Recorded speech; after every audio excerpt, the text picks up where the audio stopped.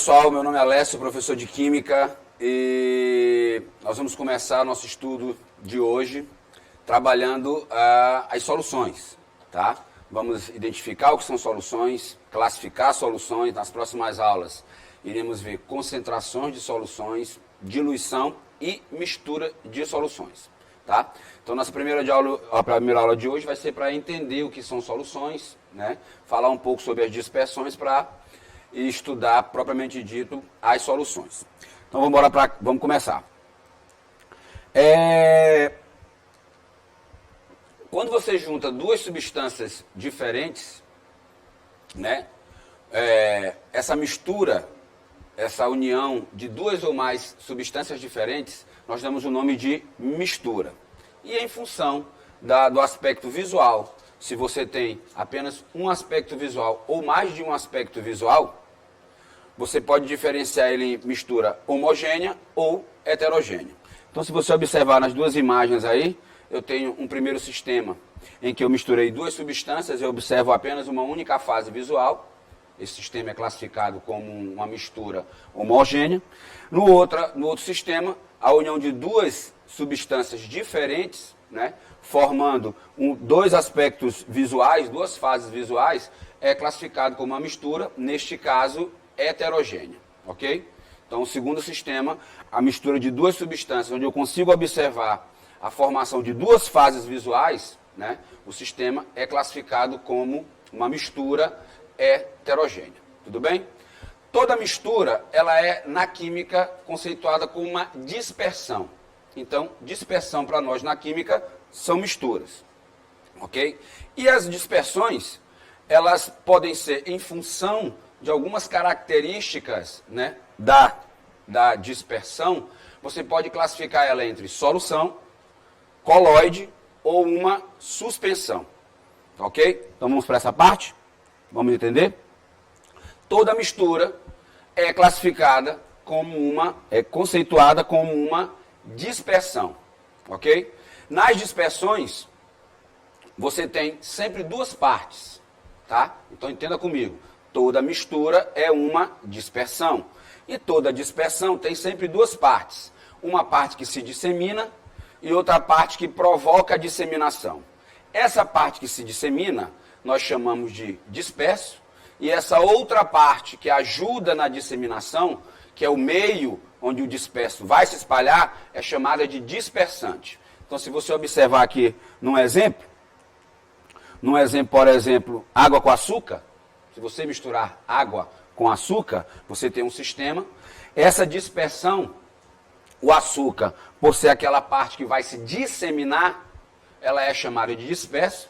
E a água, confere, o açúcar vai ser o disperso, e a água, que vai ser o meio onde o açúcar vai se espalhar, é chamado de dispersante ou dispergente, ok? Então vamos concatenar as ideias. Toda mistura, ok? Seja ela homogênea, seja ela heterogênea, toda mistura é uma dispersão. Toda dispersão possui duas partes.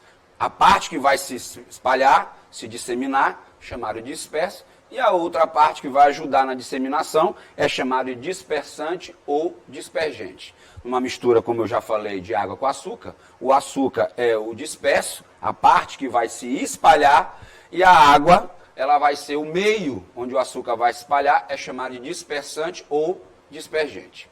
Tudo bem até aqui? Vamos com calma. Então já entendemos o que são misturas, vimos que as misturas são dispersões e que dispersões tem a parte do disperso e o dispersante. Bom, observando a dispersão agora, mais a fundo, em função do tamanho do disperso, que é aquela parte que vai se espalhar, em função do tamanho da partícula do disperso e outras propriedades, nós podemos classificar a dispersão em três tipos. Ou ela é uma solução, ou ela é um coloide, ou ela é uma suspensão. Então, toda dispersão tem o disperso. E o seu disperso, em função do seu tamanho e outras propriedades da disseminação, ela pode ser classificada como uma dispersão do tipo solução, uma dispersão do tipo coloide, uma dispersão do tipo suspensão. Ok? Então vamos tentar identificar, vamos tentar observar como diferenciar cada dispersão dessa.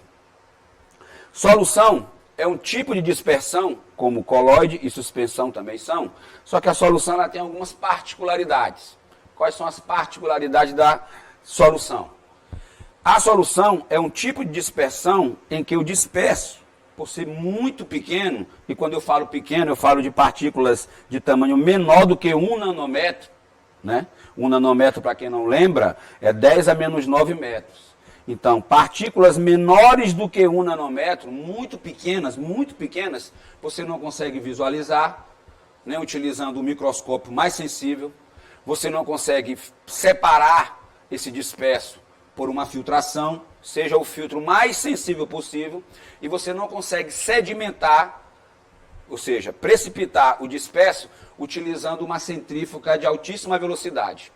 Então, soluções são partículas são sistemas em que o disperso, por ser bem pequeno, você não consegue filtrar, você não consegue sedimentar, você não consegue visualizar.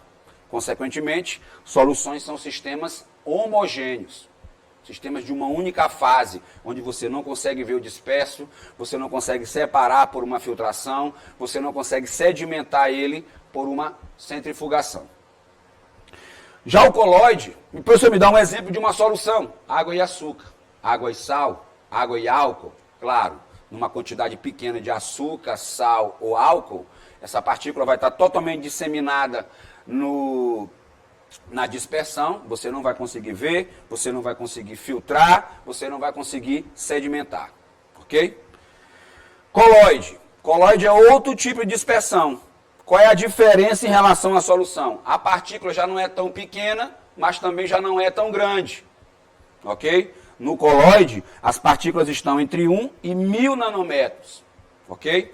Por terem partículas nesse intervalo de tamanho, a partícula você já não consegue enxergar também a olho nu, mas você já consegue visualizar utilizando um microscópio mais sensível, chamado de ultramicroscópio. Você já não consegue filtrar utilizando um filtro comum, mas um filtro mais sensível você já consegue separar por filtração. E sedimentar, você já não consegue sedimentar por uma centrífuga comum, mas uma centrífuga de alta velocidade que você força a sedimentação por centrifugação, nos coloides você já consegue. Então vamos recapitular. Coloide é outro tipo de dispersão. A partícula não é nem tão pequena, mas também não é tão grande. Ela está no intervalo entre 1 e 1000 nanômetros. Ok? Essas partículas, nesse sistema, nessa dispersão, você já consegue visualizar o disperso utilizando um microscópio mais sensível. Você já consegue sedimentar o disperso utilizando uma centrífuga mais sensível, de alta velocidade. E você já consegue filtrar esse disperso utilizando um filtro mais sensível, chamado de ultrafiltro. Ok? Me dá exemplo de colóides, professor. Existem vários. A maionese, a manteiga, a gelatina, a fumaça, a espuma. São sistemas coloidais. São dispersões coloidais. Ok? E a suspensão? A suspensão já é um sistema em que o disperso já é visualizado utilizando um microscópio comum ou a olho nu. Você já consegue filtrar por uma filtração simples, utilizando um papel de filtro, né? E você já consegue sedimentar sem a ação de uma centrífuga. A partícula, como ela já é grande, já é uma partícula bem maior, né? Você já consegue sedimentar ela pela simples ação da gravidade, ok? Uma mistura, por exemplo, de água e areia é uma suspensão, em que você consegue ver o disperso, você consegue, numa filtração simples, separar o disperso e você já consegue sedimentar, ele já sedimenta o disperso por ter uma partícula bem maior, você já consegue sedimentar pela própria ação da gravidade. Ok? Um exemplo de uma suspensão é uma mistura de água e areia, por exemplo. Tá ok? Então, as misturas são dispersões. E as dispersões, por suas características particulares, tamanho do dispersos, elas podem ser divididas em solução, coloide e suspensão. Uma observação interessante é, solução, como você não consegue ver, não consegue sedimentar e não consegue filtrar, soluções são sistemas homogêneos, são as chamadas misturas homogêneas. aquelas que você consegue visualizar em uma única fase. Ok? Não consegue visualizar o disperso utilizando um filtro, um microscópio mais sensível, não consegue filtrar e não consegue sedimentar. O coloide, você a olho nu, nem utilizando o microscópio comum, você já não consegue ver o disperso, mas utilizando o microscópio mais sensível, você já consegue ver o disperso. Então, coloide, ao contrário das soluções, já são sistemas homogêneos. Ok? Sistemas heterogêneos. Você consegue visualizar, o sistema já tem mais de uma fase. Então, o sistema já é heterogêneo. E a suspensão, em que você consegue visualizar o disperso a olho nu, você consegue filtrar utilizando um filtro comum, e ele já sedimenta pela própria ação da gravidade, por você já conseguir visualizar o disperso na suspensão a olho nu, ele já é também um sistema heterogêneo. Então eu quero que você entenda de que das dispersões que nós conhecemos, a solução é um sistema homogêneo, o coloide é um sistema heterogêneo e a suspensão também é um sistema heterogêneo. Então, das dispersões, é importante que você consiga compreender de que a solução é um sistema homogêneo, você não consegue ver, não consegue filtrar, não consegue sedimentar. O coloide, você já consegue visualizar o disperso utilizando um microscópio mais sensível, então o sistema já é heterogêneo. Você já filtra utilizando um filtro mais sensível, você já consegue sedimentar utilizando uma centrífuga de alta velocidade, ok? O sistema já é heterogêneo. E a suspensão, em que a partícula é bem maior, né? Maior do que 1000 nanômetros, você já consegue sedimentar pela própria ação da gravidade do disperso, você já consegue filtrar utilizando um filtro comum e você já consegue visualizar utilizando ou um microscópio comum ou simplesmente a olho nu. Então, também é um sistema heterogêneo. Beleza? Então, antes de começarmos a estudar as soluções, propriamente dito, você precisa reconhecer os 3 tipos de dispersões. Beleza? Ficou claro até aqui? Vamos continuar?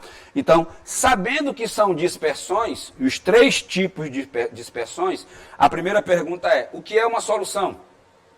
Primeira classe, conceito é, solução é um sistema homogêneo, heterogêneo, sistema homogêneo, ok? Então, a solução, ao contrário do coloide e da suspensão, são sistemas homogêneos. Formado também por 2 partes, o disperso e o dispersante. Só que na solução, o disperso e a dispersante terão nomes diferentes. O disperso, que é aquele que vai se espalhar, ele é chamado de soluto. E o dispersante, que é aquele que vai ajudar o disperso a se espalhar, é chamado agora de solvente. Ok? Então, soluções são dispersões homogêneas, formadas por uma parte que se dissemina, chamada de soluto, e a outra parte chamada de solvente. Tudo bem, pessoal? Beleza? Vamos já chegar lá. Deixa eu fazer uma revisão aqui em relação ao que nós já vimos, aqui no nosso próximo slide. Aqui eu tenho um exemplo de uma solução, como eu já falei. Solução são partículas menores do que 1 nanômetro. Não se dissemina sob a ação da gravidade, nem utilizando a melhor centrífuga que você tem. Não é retido em filtros, porque a partícula é muito pequena. E não é visível utilizando nenhum tipo de microscópio. Sistema homogêneo. Coloides. As partículas estão entre 1 e 1000 nanômetros. Não se sedimenta sob a ação da gravidade, nem utilizando centrífugas comuns, mas você consegue sedimentar utilizando uma centrífuga mais sensível, chamada de ultracentrífugas. Não são retidos por filtro comum, né, mas utilizando um filtro mais sensível, chamado de ultrafiltro, você já consegue separar o disperso do dispersante. Não são visíveis em microscópio comum, mas são visíveis nos chamados ultramicroscópios, são os microscópios mais sensíveis. Tá? Exemplos de colóide que a gente conhece, a geleia, a maionese, a manteiga, a margarina, a fumaça, são sistemas coloidais. E aqui eu tenho um exemplo, aqui essa tabela é bem interessante, mostra algum exemplo de alguns colóides que vocês conhecem. O gel. O gel, presente em identificado em geleias, gelatinas, são dispersões coloidais, onde a fase que se dispersa é a fase líquida e a fase dispersante é sólida. Então o gel é formado por uma fase líquida que é a que ajuda a se disseminar, é o dispersante, e o disperso, o dispersante é uma fase sólida, e o disperso é uma fase líquida. Outros exemplos, a espuma, o aerosol, como a fumaça, a neblina, tem duas partes. A parte dispersante ou dispergente é gasosa e a parte que se dispersa é a fase sólida ou fase líquida. Tá? Então vamos passar para cá, vamos ver agora as suspensões.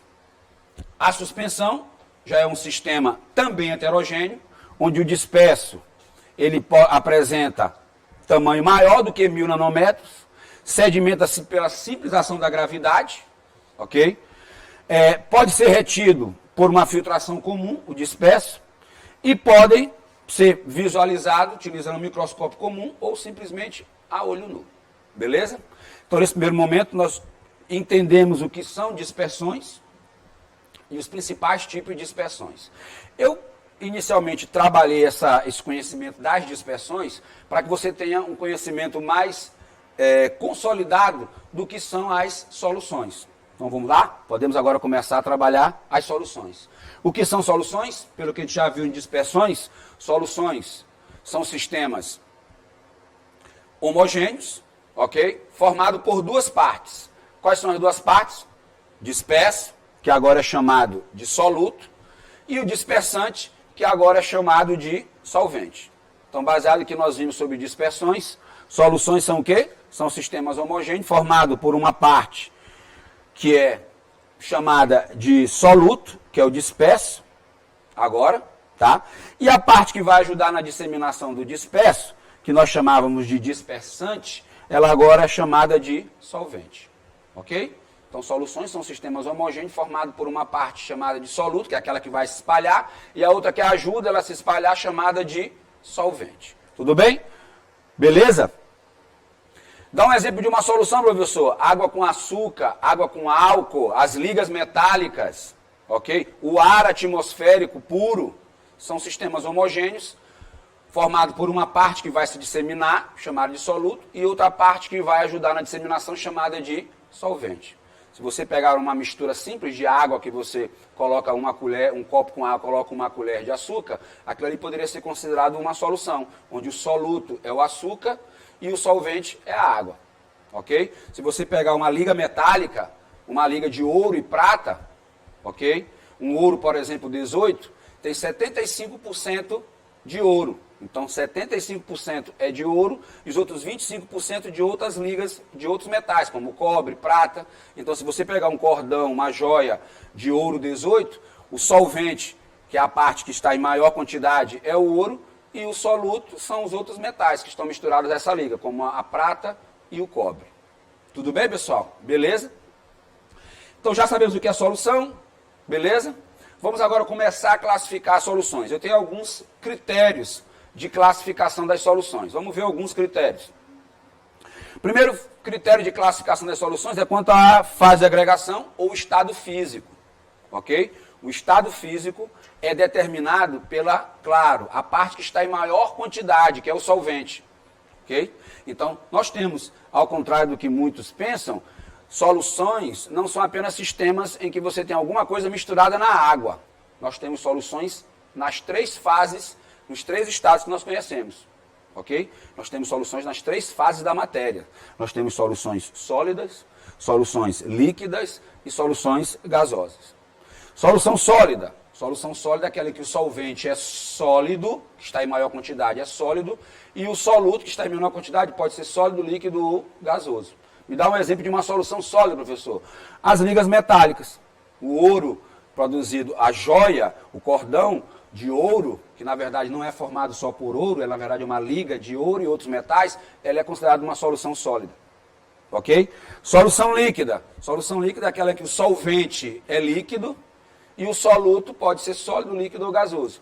Ok? Me dá um exemplo de uma solução líquida. Água e álcool, água e açúcar. Ok? E solução gasosa é aquela que o solvente é gasoso e o soluto pode estar, a princípio, nas três fases. Me dá um exemplo de uma solução gasosa, professor. O ar atmosférico.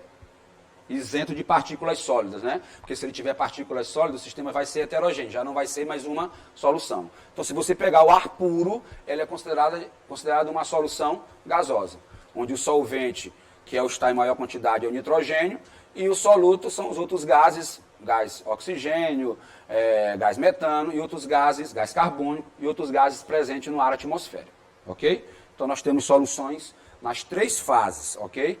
Então, a primeira classificação é quanto ao estado físico. Solução sólida, solução líquida, solução gasosa. Outra classificação das soluções é quanto à natureza do soluto, ok? Dependendo da natureza do soluto, ok? Que você mistura à dispersão, em função da natureza do soluto, a solução pode ser classificada como uma solução molecular ou uma solução iônica, ok? Solução molecular é quando o soluto é um composto molecular. Solução iônica é quando o soluto dissolvido no sistema, ele é de natureza iônica. Professor, eu tenho uma certa dificuldade de classificar o composto quando ele é iônico e molecular. Como faço isso? É bem simples. Observe este exemplo aqui. Aqui eu tenho um exemplo da glicose. Glicose aqui, por exemplo, na fase sólida. Se você observar a fórmula da glicose, eu tenho os seguintes elementos: carbono, hidrogênio e oxigênio. Entre carbono, hidrogênio e oxigênio, a ligação estabelecida entre eles é uma ligação de compartilhamento de elétrons, chamada de ligação covalente. Quando a matéria apresenta somente ligações covalentes, aquela de compartilhamento de elétrons, o composto tem natureza molecular. Ok? Então eu consigo perceber que a glicose aqui, como tem carbono, hidrogênio e oxigênio, eu percebo que a fórmula da glicose só apresenta elementos como ametais e hidrogênio. Como todos são ametais e o elemento hidrogênio, e entre eles estabelecem somente ligação covalente, quando o composto só apresenta ligações covalentes, o composto é de natureza molecular. Então, se esse soluto é de natureza molecular, uma solução produzida com este soluto será uma solução molecular. Simples. Agora, observa um outro exemplo. Eu tenho aqui o cloreto de sódio ou sal de cozinha. Eu tenho os seguintes elementos: sódio e cloro. Sódio é um elemento metálico, cloro é um elemento ametal. Entre o sódio e o cloro, a ligação já é do tipo iônica, que é aquela ligação onde ocorre transferências de elétrons. Se ocorre transferência de elétrons, há formação de íons. E se o composto há formação de íons, a natureza dele é iônica. Ok? Então vamos recapitular. Na segunda classificação das soluções, nós estamos classificando quanto à natureza do soluto. Ou a solução é de natureza iônica, soluto iônico, ok? Ou a solução é molecular por causa da natureza do soluto, que é molecular. Então eu peguei aqui 2 exemplos. Em um eu tenho a glicose, ok? A glicose, como eu percebo que eu tenho só carbono, oxigênio e hidrogênio, e entre eles estabelece somente ligação do tipo covalente, se eu só tenho ligações covalentes, o composto é de natureza molecular. Logo, a solução produzida com este soluto será molecular. Já o sal de cozinha, que é um composto em que o sódio é um metal e o cloro é um ametal, como entre eles há uma ligação iônica, se tiver pelo menos uma ligação iônica, o composto já é de natureza iônica. E claro, uma solução produzida com um composto iônico, um soluto iônico, será uma solução iônica. Então, nessa segunda classificação, nós temos soluções de natureza molecular, quando o soluto é molecular, e nós temos soluções de natureza iônica, quando o soluto dissolvido é de natureza iônica. Ok? Professor, me dá um outro exemplo de uma solução molecular: água e açúcar. O açúcar, a sacarose, o C12H22O11, é também um composto de natureza molecular. Logo, uma solução preparada com água e açúcar de natureza molecular será uma solução molecular. Me dá um outro exemplo de uma solução iônica, professor. Uma solução quando você prepara água e soda cáustica. A soda cáustica, o hidróxido de sódio, o NaOH, é um composto de natureza iônica. Consequentemente, uma solução de água e soda cáustica será uma solução iônica. Ok, pessoal? Porque o soluto é um soluto iônico. Ok? Baseado nesta classificação, nós temos uma terceira classificação, rapidamente falando aqui, que é quanto à condução de corrente elétrica. Existem soluções que conduzirão corrente elétrica e soluções que não conduzirão corrente elétrica. Ok? Quando é que eu consigo entender que a solução vai conduzir corrente elétrica? Quando na solução apresentarem íons livres. É o caso, por exemplo, do sal de cozinha. O sal de cozinha, se você dissolver sal de cozinha em água, esse composto aqui, em meio aquoso, ele vai se dissociar, ele vai se separar. Eu vou ter a produção de íons livres. Eu vou formar o cátion sódio, o Na+, e o Cl-, que é o ânion cloreto. Esses íons disponíveis, livres na solução, ajudarão na condução de corrente elétrica. Então, se eu colocar um sistema, uma bateria, uma lâmpada, e os fios desse sistema colocar numa solução de água com sal, os íons do sal disponíveis na solução ajudarão na condução de corrente elétrica. Logo, o sistema vai conduzir corrente elétrica. Já uma solução em que eu preparo com água e açúcar ou glicose, esse soluto aqui, tendo em vista que ele não vai formar íons em solução, ele não vai ajudar na condução de corrente elétrica. Logo, a solução será uma solução não eletrolítica ou não condutora de corrente elétrica. Então, uma outra classificação, além do estado físico, além da natureza do soluto, uma outra classificação importante é a condução de corrente elétrica. Aquela cena clássica de você observar uma garota deitada numa banheira e aí o serial killer jogar um secador ligado à água diretamente da banheira, aquilo é uma cena plausível, ok? Há possibilidade, há condução de corrente elétrica. Pelo fato de a água utilizada na banheira, ou a água que você utiliza no seu consumo, né, diário, ela não é uma água pura. Ela é uma água que, misturada a ela, estão vários íons livres. E esses íons livres ajudarão na condução de corrente elétrica. Tá ok? É o que acontece quando você prepara uma solução de água com sal. O sal, que é um composto iônico, em meio aquoso, ele vai sofrer um fenômeno chamado de dissociação iônica. Esses íons aqui, que estão unidos, formando uma estrutura rígida de retículo, eles vão ser separados. E esses íons livres, na solução, ajudarão na condução de corrente elétrica.